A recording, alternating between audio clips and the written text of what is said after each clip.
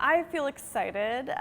It's a bit of pressure being the first Bachelorette Canada because, I'm hoping that everybody takes well to me, and I'm hoping that Canada can relate. I come from a small town in Ontario. I spent a lot of time in BC, in Vancouver, and then now in Pemberton. I've lived in Calgary. So I've been Ontario, Alberta, BC. So I'm pretty well-rounded in my Canadianism. I feel extremely lucky and honored to be Canada's Bachelorette.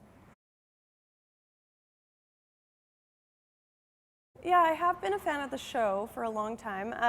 I used to watch when I was in high school and I was living at home. I would watch with my mom and my sister. And then I went a few years of a gap of not watching it. And then before going on the show, I binge watched like 3 seasons, maybe 4. I really went to town. And now I'm a huge fan and I watch all the time. And Bachelor in Paradise. I really, really liked Caitlin because she's just funny and down to earth, and I found her to be really entertaining to watch.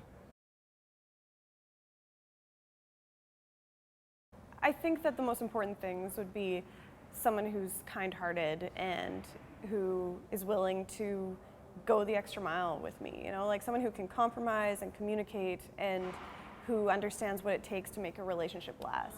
That's really one of the main things that I was looking for throughout this whole experience, was someone who I really could see long-term potential with, that they were willing to put in that effort and be a partner.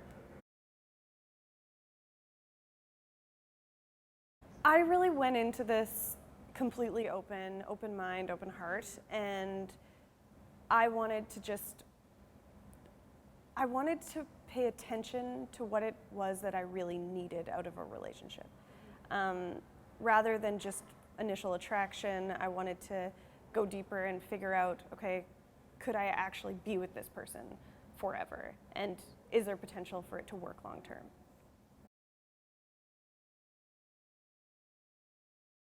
I think that I tried really hard to not worry too much about whether or not they were there for me, because they came into it not even knowing who I was. Unlike previous seasons on The Bachelor or Bachelorette US, they didn't know me and I didn't know them. And so if they were there for me, if they said they were there for me, they'd be lying at the beginning because they didn't know me. So I just tried to just let the relationships develop and determine whether or not those were genuine as they were happening, rather than put too much focus on what I was expecting.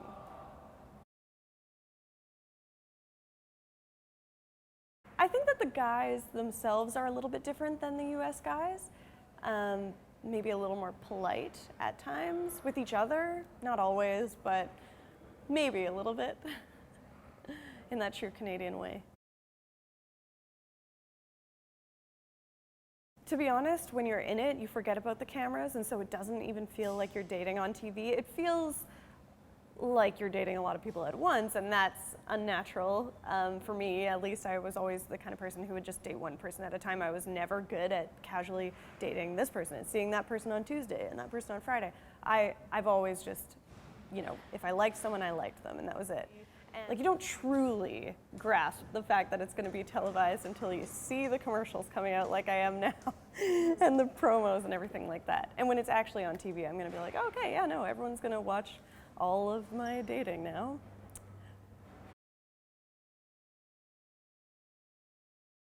I think that anytime you go on a date with someone who doesn't show interest in you, or when they're talking, they're not really, or you're talking, they're not really listening, and they're just waiting for their next opportunity to say something. I went on a date once with someone, and he talked for like 4 hours at this sushi restaurant, and after I left, I was like, why didn't I just get up and leave? I just had to sit there and listen to him talk for 4 hours. Oh my God.